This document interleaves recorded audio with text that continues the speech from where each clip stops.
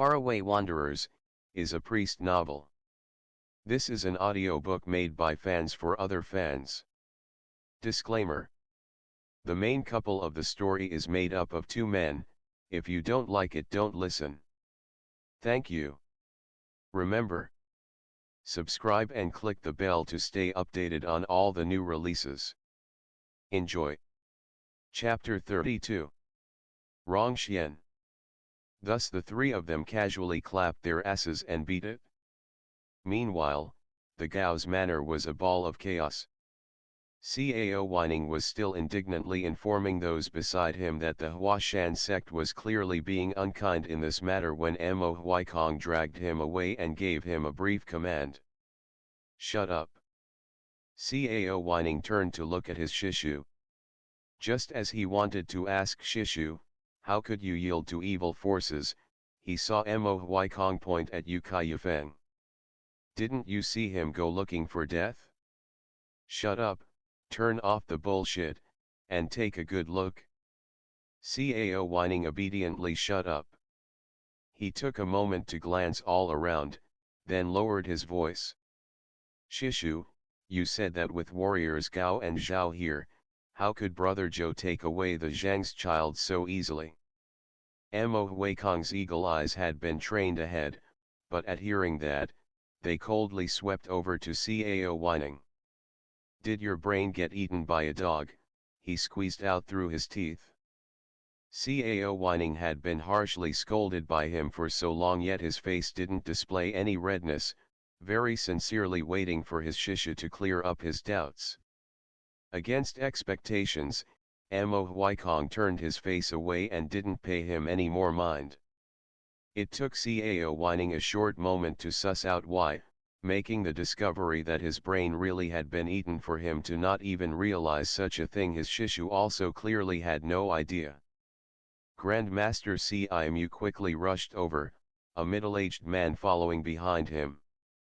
The man was of gaunt stature with black clothes and deep laugh lines, the corners of his mouth cast downward, his sword-like brows shooting into the hairs on his temples and his eyes extremely clear. One look told that he was a master not to be trifled with. Upon witnessing this farcical scene, Grandmaster Cimu had no choice but to use the Shaolin's lion roar skill to make a loud bellow. Many of meager martial arts saw black before their eyes at his call, the crowd then settling down. Gao Chong and Zhao Jing saw the man behind Grandmaster Cimu and both stood up, Zhao Jing taking the initiative to unveil his identity. Brother Shen.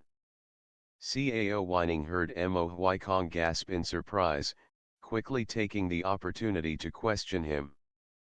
Who is this, Shishu? Mo Huaikong's brows furrowed. That's the head of the Shuzhong's Shen family, Shen.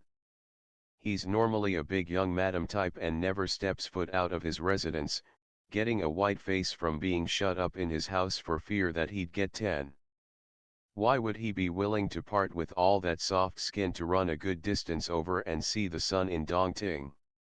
Very strange. Cao Whining had never heard of him, so he just made a dumb-sounding ah.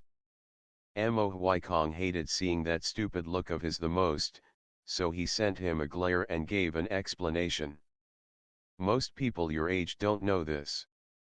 Back in the day, the 5 most famed major families of Jianghu were Jiangnan's Jiang, Taihu's Zhao, Dongting's Gao, Shuzhong's Shen, and Taixing's Lu. Nowadays, though, apart from Gao Chong and Zhao Jing, the Jiang family has one member left. The Shen family has long since washed their hands of Jianghu's affairs and ignored them, and the Lu family is gone. The 5 great clans have been more name than fact for a while now, and lots of young folk already don't remember them. Cao Whining counted them on his fingers. Something's wrong, Shishu. Counting the Zhang's descendant, that's only 4 surnames here.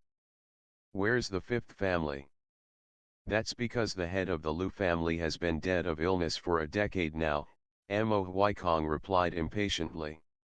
He didn't accumulate enough merit in his last life, so in this one, his family line was cut off, and he left behind no sons or daughters. Because he'd had something of a friendship with Taishan sect leader Hua Fangling, who since turned into a stiff, he entrusted his family property and few young disciples to the Taishan sect.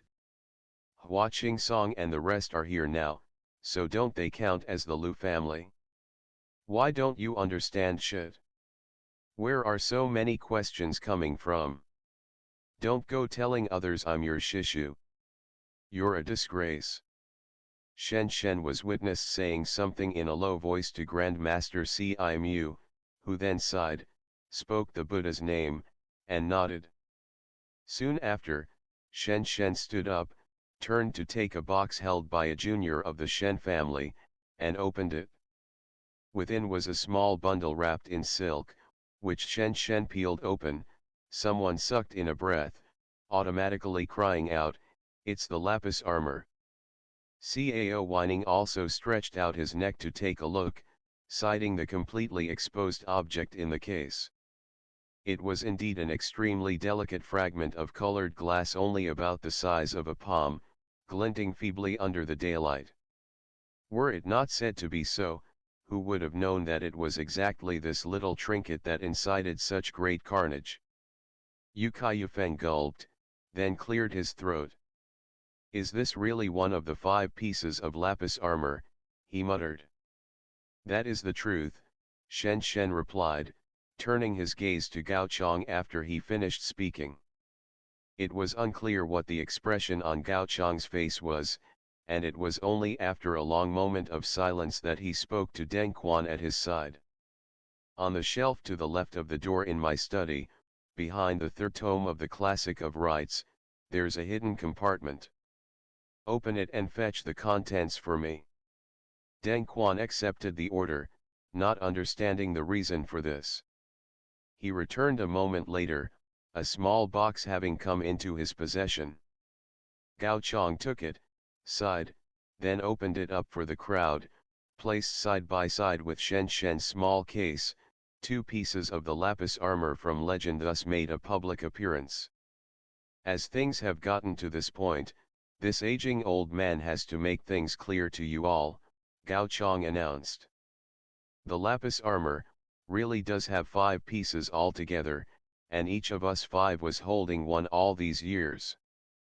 Brother Lu met his early death a few years back, thus delivering his piece to warrior Hua, sect leader of Taishan. Unexpectedly, though, that would actually attract the calamity of death upon him." Grandmaster Cimu grabbed onto the subject. "But this old monk also knows a little bit about that incident." Everyone's eyes turned to this kind-looking, entirely white-haired senior Shaolin monk. "I'm unsure if anyone present here still remembers that martial circle catastrophe of 30 years ago," they all heard him say. As soon as that statement came out, the looks on some of the older generation's faces immediately underwent change. Even Ye Bai, who had seemed to be spectating the occasion on the side all this time, lifted his head up slightly. At the same time, Zhou's issue was also going along with his memory as he told the completely fog-covered Zhang Chenling of the Zhang family's past. When Kexing was passed out at the side, having been kicked away by Zhou's issue yet still tightly gripping his sleeve with no letting go, lying there sprawled out on his back and utterly unpresentable.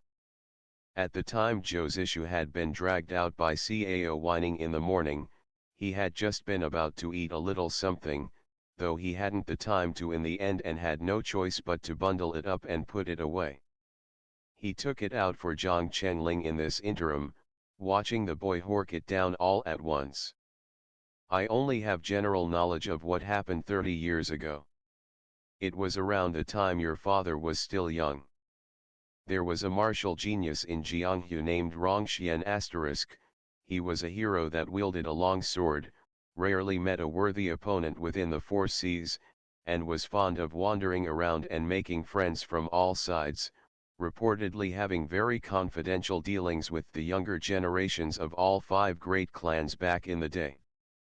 The 5 great clans are no longer brought up nowadays, but as a descendant of the Zhang family, you've always known of them, right? Zhang Chenling nodded, bits of snacks still around his mouth. But Dad never mentioned him. It wasn't just your dad that didn't, his name has been taboo for the past 30 years. Zhou Zishu sighed before continuing on. Rong Xian got married later on. His wife was a young lady far above the norm and very pretty, who came from the Divine Medicine Valley. His speech suddenly stopped at that point. He bowed his head to glance at Wenbuxing, thinking to himself, he was also born of the Divine Medicine Valley. Was this a coincidence, too? When he raised his head, Zhang Chenling was in the middle of staring at him unblinkingly following his pause. Zhou Zishu had some doubts within, but was not going to reveal them in front of him. The two were in deep spousal love, he continued on, Deo companions for life. However, unexpectedly, there would come a day that Rong Xian's wife was murdered. Zhang Chenling froze, then asked a silly question. Why? Zhou Zishu grinned. Was a justification needed to kill someone? He thought it over before he explained.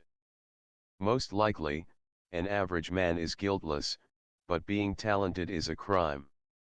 I never saw Rong Xian's swordsmanship, only hearing that the words unprecedented and unreplicable were truly loaded. He hadn't yet reached 30 when he made up his own sect, creating the renowned Feng Shan sword, not being able to witness the mountain splitting, sea dividing Feng Shan swordplay in this lifetime is a huge regret. His Feng Shan sword was split into 2 volumes, the first was a martial core method, and the second was a sword technique. The latter was his own creation, while the former was said to be an ancient book passed down in secret that he happened to obtain, that which affected and weaved the heart. You should know, the words of peerless master alone could make someone go mad. What happened after? Zhang Chenling asked.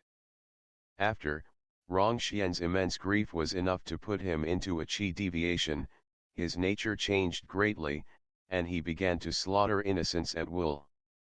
With no other option, the 5 great clans took the lead, even requesting aid of Shan Heling, wanting to join forces to hunt him down even though the last time Shan Heling had been in worldly affairs was about 30 or more years. Then, Rong Xian fled to Qingzhou ridge of Fenya Mountain, and there, with the people hunting him that were headed by the 5 great clans, a fierce battle broke out.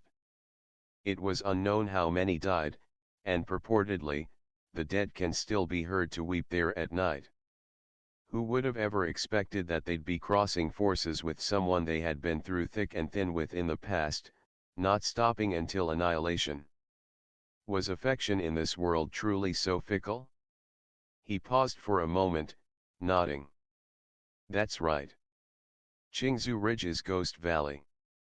No one can understand to this day why the ghost stood by Rong Xian's side back then. It's unknown how many days and nights the battle took, but it ended with Rong Xian's suicide. Over half of the realm's heroes had been impaired, and the 5 great clans also took a stumble they would henceforth never recover from. As both sides sustained great losses that time, it was only after its conclusion that the Ghost Valley made the rule that those that entered couldn't leave, buying 30 years of peace. Having spoken up to that point, Zhou Zishu frowned. He'd merely heard of this tale and hadn't added in his own conjecture, but talking like this left many areas of unknowns. What happened at Fenya Mountain then, for example? How did Rong Xian's wife die? How did a such prodigy that should have been the master of a generation fall into the Ghost Valley, keeping company with its people? Thankfully, Zhang Chenling was not an astute child, merely listening on in ignorance and not having epiphanies at all. The details of this, buried for so many years, how many could be brought to light? Those who participated had either died or kept their lips sealed. Even all of Tianchuang couldn't gather together the truth. Zhou Zishu had a suspicion, that the Lapis Armor was a relic of the day of the battle on Fenya Mountain.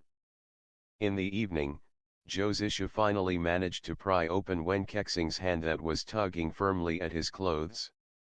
He shot a few wild animals and brought them back, roasting them for eating. He mulled over how no matter where he went, bringing such a little thing along was cumbersome. But he didn't want to force him, only letting Zhang Chenling think of what path he should take himself. Wenbuxing was so very drunk that the day had darkened and he was still not getting up from his mud-like paralysis. Zhou taught Zhang Chenling a few mnemonics, told him to catch onto them himself, then leaned to the side and closed his eyes to rest, falling into a dazed sleep an unclear amount of time later. He then suddenly sensed a single hand feeling about his body, very sneakily trying to undo the buttons on his upper clothes. Zhou grasped the person by the wrist, opening his eyes. Wenbuxing was still a bit drunk at the moment. He didn't panic upon noticing that he'd been caught, simply smiling towards him in the darkness and then justifying himself. I only wanted to see what the fabled 7 aperture nails look like, not to grab you in whatever way or deliberately act like a felon. The phrase went, explaining is just concealment, concealment is just the beginning of a mistake, and this vulgar Wen man had given one specific elaboration.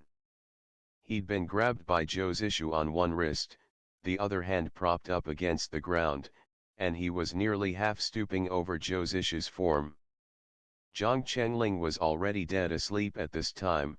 They breathed and spoke very lightly, and in the dark, that had a sort of indescribable ambiguity. Wenbuxing abruptly got closer, taking off his own outer robe and bundling the other in it, stirring up the hair on his temple as he spoke in a low voice. "Su, is Zhou really your name?" Zhou flung the man's hand off and pushed him away. "What kind of joke is that, brother Wen?" "As if Wenbuxing is your real name," he said with bold confidence. Wenbuxing raised his brow at that, replying with another, even lower and softer question. "Then, according to your view, what should I be called?" Zhou went quiet for a moment before he whispered back. "Brother Wen, is your surname really Wen? I feel like you ought to be wrong." End of the chapter. Stay tuned for more BL.